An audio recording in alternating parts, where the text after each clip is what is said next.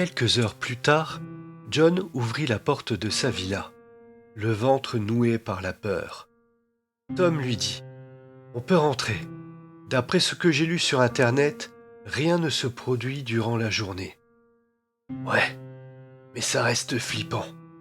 On risque de jouer avec nos vies ce soir. On est deux, et sur nos gardes.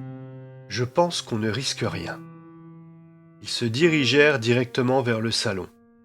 Le tableau était là, imposant dans toute sa splendeur.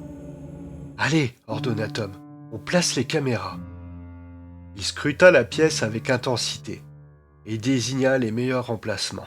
« On ne ratera rien cette nuit. Elles sont infrarouges, affirma l'éditeur. « Oui, ne rien rater. C'est justement ce qui me fait peur. D'ailleurs, j'ai eu une idée dans la voiture, Tom. Si on étalait de la farine tout autour du tableau, on pourrait ainsi voir s'il y a des empreintes. Ah, les caméras devraient suffire, non? Oui, mais si elles sont brouillées, tu sais, comme dans certains films, avec des phénomènes magnétiques.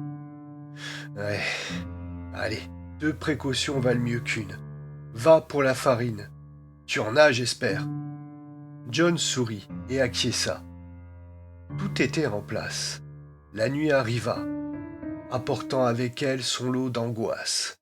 Les 2 hommes grignotèrent quelques chips et cacahuètes, arrosés d'un apéritif. « Je t'ai préparé une chambre d'amis, celle juste à côté de la mienne. Ça te va? On ne va quand même pas dormir ensemble. »« Non, merci, je tiens à ma réputation, » répondit-il en riant. « Mais je pense que la nuit va être longue. » Après quelques verres, ils allèrent se coucher. Tom vit défiler les heures. Minuit, 1 heure, 2 heures, puis s'assoupit.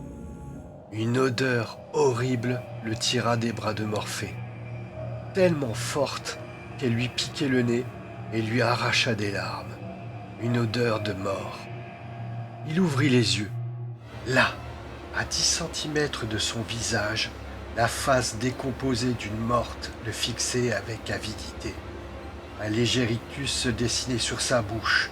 Son haleine était chargée de relents d'œufs pourris et de viande en décomposition.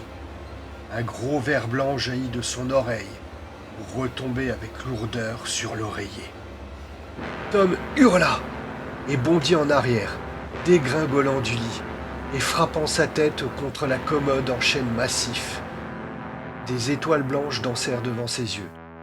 Il entendit quelque chose tomber lourdement à terre, de l'autre côté du lit. Il se plaqua contre la commode, horrifié. Le corps de la femme rampait tel un serpent sur le sol, sa tête redressée, ses mouvements ponctués d'horribles gargouilles. Arrivée à la porte, elle bondit sur ses pieds, comme un ressort invisible, ouvrit la porte et disparut en un éclair, accroupie. Le martèlement de ses pieds résonna dans le couloir. John fit irruption dans sa chambre, la lumière jaillissant derrière lui. « Bon Dieu, Tom, ça va? Que se passe-t-il » La créature, c'était la femme morte du tableau. Elle était là, allongée à côté de moi. Il tremblait de tout son être. Une énorme bosse s'était formée à l'arrière de son crâne. « Tu aurais vu ça? Un vrai cauchemar. Un démon sorti de l'enfer, putain. J'ai vu une forme courir dans le couloir. On aurait dit un pantin désarticulé. Elle se déplaçait accroupie, bordel !» balbutia John, hystérique. L'odeur nauséabonde empestait encore la pièce. John ouvrit la fenêtre en se pinçant le nez. « Il faut aller voir ce qui a été enregistré. Et on mettra de la glace sur ta tête. Tu as une sacrée bosse. » John aida son ami à se relever. Tom avait du mal à tenir debout et dut s'appuyer sur lui. Le couloir était calme. Ils descendirent les escaliers ensemble, la peur au ventre, et se dirigèrent vers le salon. Devant le tableau, ils tressaillirent. « Je n'y crois pas !» s'exclama Tom, les yeux écarquillés à en sortir de leur orbite. « Où est la femme ?» Le tableau ne montrait plus que la dépouille de la mère, sur son lit mortuaire. La jeune femme avait disparu. John sentit ses poils se hérisser. Un clapotis s'éleva de la salle de bain. « Oh, mon Dieu !» dit John. « Elle est dans la baignoire ? Putain, c'est un cauchemar !» Il saisit un tisonnier près de la cheminée, et tous deux se dirigèrent vers la pièce d'eau. Le bruit était plus fort. Quelqu'un tapotait joyeusement à la surface de l'eau. La porte était entr'ouverte. John l'ouvrit doucement avec le pied. La femme était dans l'eau, leur tournant le dos. Elle semblait ne pas les remarquer. Ils entrèrent en silence, échangeant des regards emplis d'effroi. « Madame ?» appela Tom. « Hé, madame, ça va ?» Elle se figea et commença à sangloter, d'abord doucement, puis de plus en plus fort.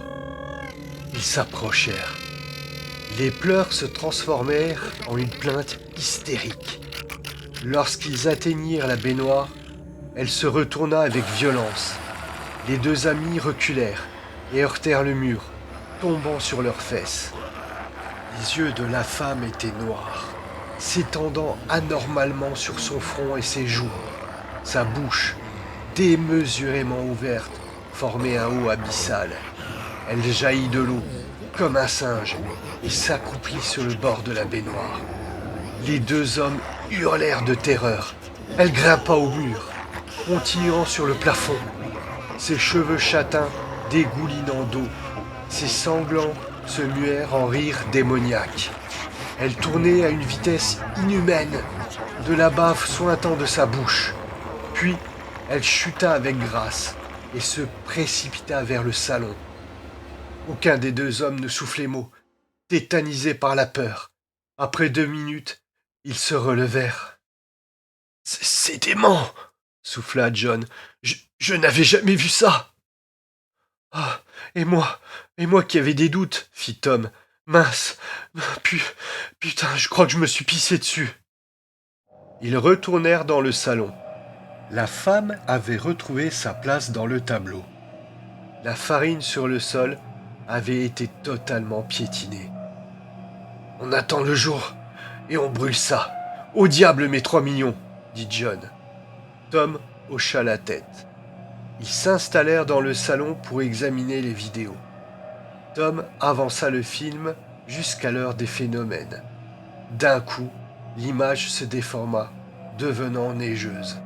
« Là, il se passe quelque chose !» constata John. « C'est bien ce que je te disais, avec le magnétisme !» La qualité visuelle se dégradait, mais ils purent voir clairement la jeune femme sortir du tableau tel un fantôme. Elle jeta un regard à la caméra, un sourire démoniaque sur les lèvres. Les couvertures du lit se soulevèrent, et la femme morte suivit le même chemin que l'enfant. Elle bondit sur le canapé, se tenant sur le dossier à pieds joints, la tête inclinée de manière inquiétante, observant la caméra avec curiosité. Puis, elle sauta à terre et se dirigea vers les chambres.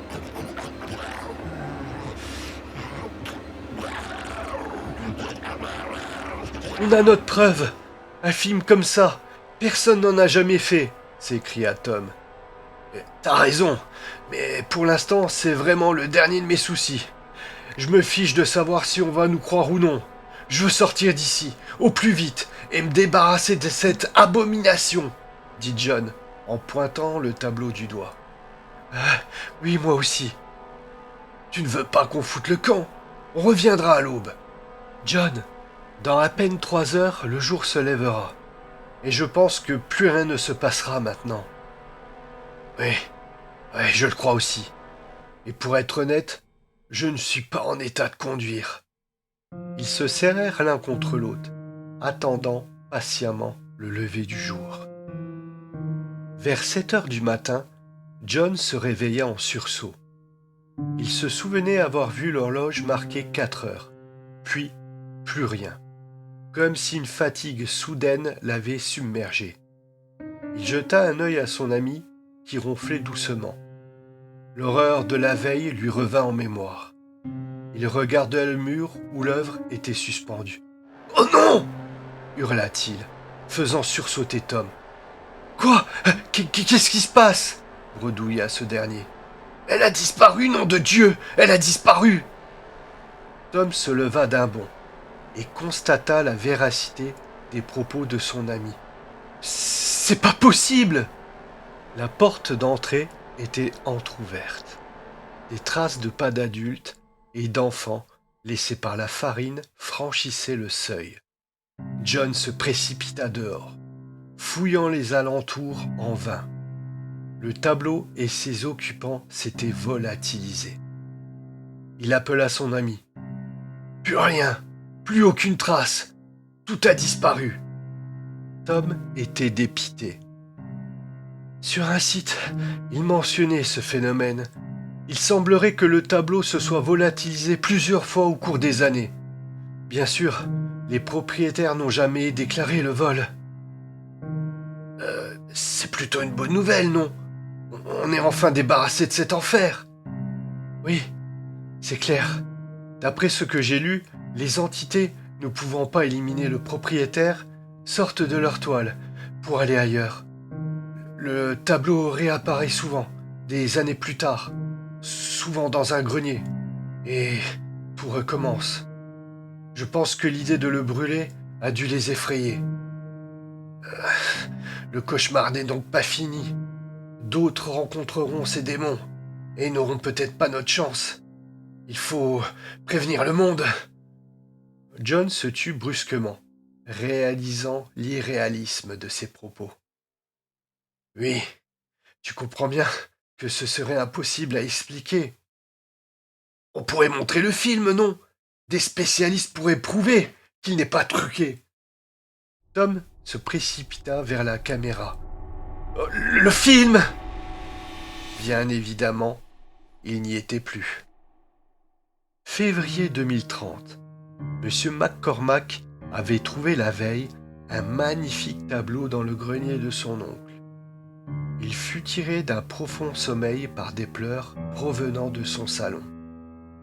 Il alluma la lampe de chevet et se dirigea vers son salon.